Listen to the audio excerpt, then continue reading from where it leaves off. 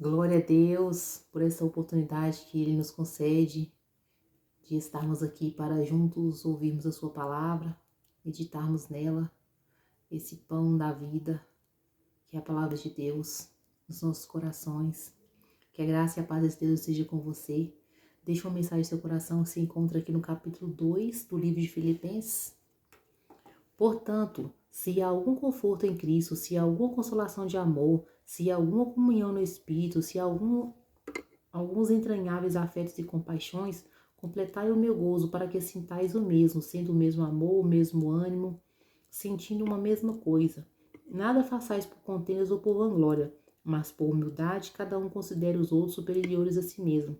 Não atende cada um para o que é propriamente seu, mas cada qual também para o que é dos outros, de sorte que haja em vós o mesmo sentimento que houve também em Cristo Jesus, que sendo em forma de Deus, não teve por usurpação ser igual a Deus, mas aniquilou-se a si mesmo, tomando a forma de servo, fazendo-se semelhante aos homens, e achado na forma de homem, humilhou-se a si mesmo, sendo obediente até a morte e morte de cruz.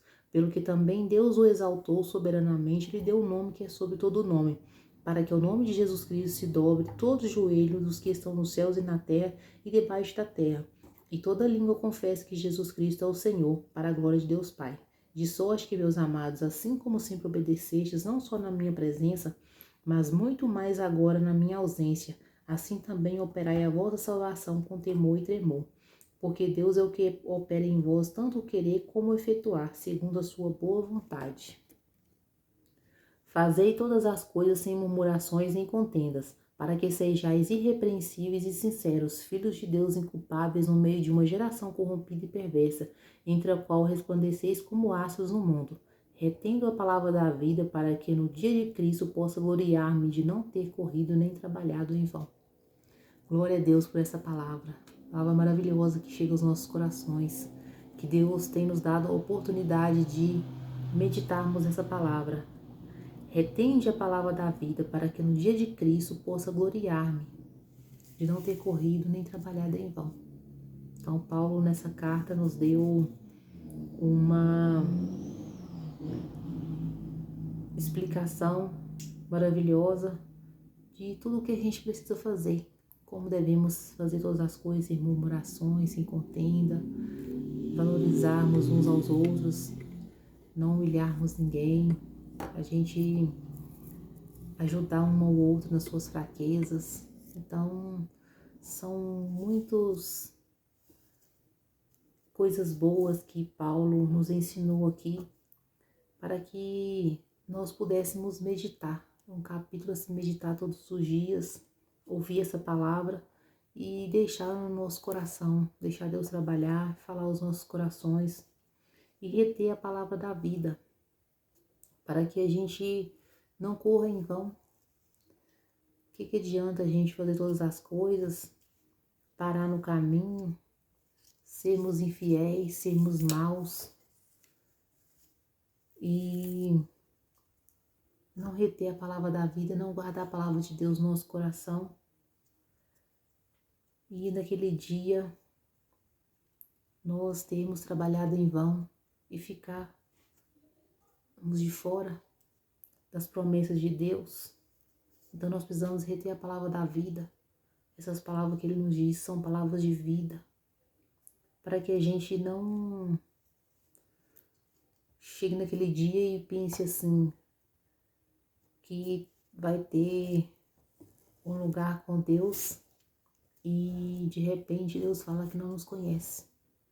Então nós vamos cada dia procurar reter a palavra da vida, para que possamos fazer todas as coisas conforme tem que ser feitas, para que sejamos irrepreensíveis, sinceros, no meio dessa geração corrompida, perversa, que temos vivido, uma geração tão mal, tão fora da presença de Deus. Nós precisamos resplandecer como astros no mundo, sermos diferentes, buscar as promessas de Deus com mais ânimo, ainda que o inimigo assopre os nossos ouvidos, que nós não vamos conseguir, que nós não somos capazes, mas nós somos sim, porque Cristo derramou o seu sangue para perdoar os nossos pecados.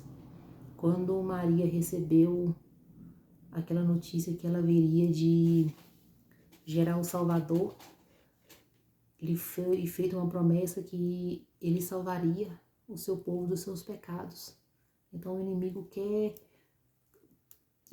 soprar os nossos ouvidos que a gente não é capaz de vencer, que a gente não é capaz de deixar o nosso pecado, que não tem jeito pra gente, que tá em vão, tá perdido, mas Jesus morreu pelos nossos pecados, derramou seu sangue pelos nossos pecados. Nós não podemos deixar isso encher o nosso coração, esse sentimento, porque Deus nos chama todos os dias para a santificação. Nós precisamos santificar, porque Deus diz que sem santificação ninguém o verá. Nós todos os dias precisamos estar ligados na palavra dele e não fazermos nada por contenda, nada por vanglória, mas sempre por humildade. Considerar sempre o nosso próximo superior a nós, não ter em nós arrogância, ganância. Então são todos os pontos que Paulo citou aqui nesse capítulo. E de sorte que haja em nós também o mesmo sentimento que houve em Cristo Jesus. Jesus não se exaltou, mas ele se humilhou e, sendo na forma de Deus, ele deixou ali, não teve usurpação, ser igual a Deus, e se humilhou, tomando a forma de servo, fez-se semelhante a nós, para que ele fosse obediente até a morte, e a morte de cruz. Humilhou a si mesmo, não se exaltou. Deus, se ele olhasse a sua grandeza, ele não pisaria nessa terra, mas ele não se usurpou de ser igual a Deus, ele não se importou, ele se humilhou. Quanto mais nós precisamos nos humilhar, estar na presença de Deus. Às vezes hoje a gente convive com tanta gente prepotente, arrogante, que quer ser mais que o outro. Então Deus nos chama para a humildade. Nós podemos sim ser capazes, podemos sim fazer o que tiver ao nosso alcance, a nossa capacidade, mas nós não precisamos humilhar ninguém para poder mostrar aquilo que a gente pode fazer, aquilo que a gente é capaz. Não precisamos de humilhar ninguém. Podemos exercer os dons, podemos fazer o que tem de ser feito sem humilhar ninguém. Então, sermos humildes cada dia, considerando sempre os outros superiores a nós mesmos. E Deus ali exaltou a Jesus, seu Filho, e deu-lhe um nome que é sobre todo nome. E diante desse nome todo joelho vai se dobrar, toda língua vai confessar que Jesus é o Senhor. E sempre obedecer. Ali Paulo pediu para que obedecesse nem sempre só na presença dele, mas na ausência dele, para que assim a salvação fosse garantida a todos, que todos tivessem o temor e o tremor, não só na presença dele, mas na ausência. E assim somos nós hoje. Nós não temos Jesus em carne para poder a gente ver, mas ele está em espírito, nos vendo o tempo todo, sabendo, ele sabe tudo que a gente está fazendo, ele conhece tudo, nada se esconde dos seus olhos, nada se esconde da sua face, tudo está patente aos seus olhos. Ele tem olhos como raio-x, enxerga por dentro, por fora. Então nós precisamos ter o temor e o tremor na presença de Deus, porque é Ele que opera em nós, tanto o querer quanto o efetuar, segundo a sua boa vontade. Então nós devemos cada dia entregar para Ele nossa vida, em espírito e em verdade, para que a gente não venha naquele dia ter trabalhado nem corrido em vão. Como Paulo diz, retende as palavras nos vossos corações, para que a gente esteja em Cristo naquele dia. Não adianta nada a gente fazer nossa própria vontade, se exaltar, não ter misericórdia um do outro e não formos humildes a gente perde o nosso tempo. Então vamos meditar nessa palavra, que ela esteja no nosso coração e que nós possamos estar firmados nela todos os dias e que possamos ter o mesmo ânimo, todos ter o mesmo sentimento de querermos ser salvos, ver uns aos outros salvos, porque nossa garantia de salvação é somente na santificação e não nos exaltarmos em nada, que às vezes tem pessoas que fazem um jejum, já fica exaltado, já acha que tá cheio do poder, já serve para ficar humilhando o outro. Então não é assim que Deus nos chama, não é para dessa maneira que Deus nos chama. Não é dessa forma, Deus nos chama para a santificação. Nós não temos nada que gloriarmos, nada. Nós todos somos pecadores e falhos. Ora, se não fosse a misericórdia do Senhor que se renovasse a cada manhã sobre a nossa vida.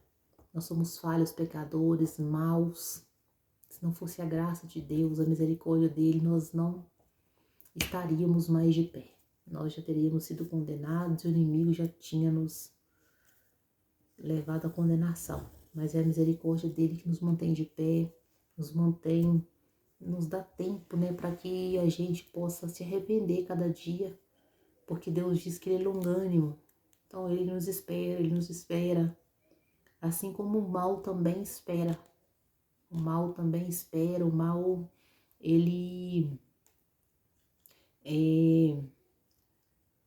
espera, ele vai com o jeitinho dele até ver a queda da pessoa.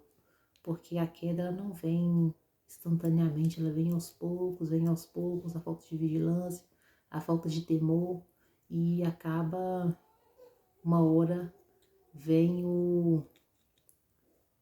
a queda, né? Então nós precisamos estar ligados em Deus e edificados nele todos os dias e meditando assim na palavra dele. Que o Senhor Jesus te abençoe, te guarde, faça resplandecer o seu rosto sobre ti, medite a palavra de Deus, busca o Senhor.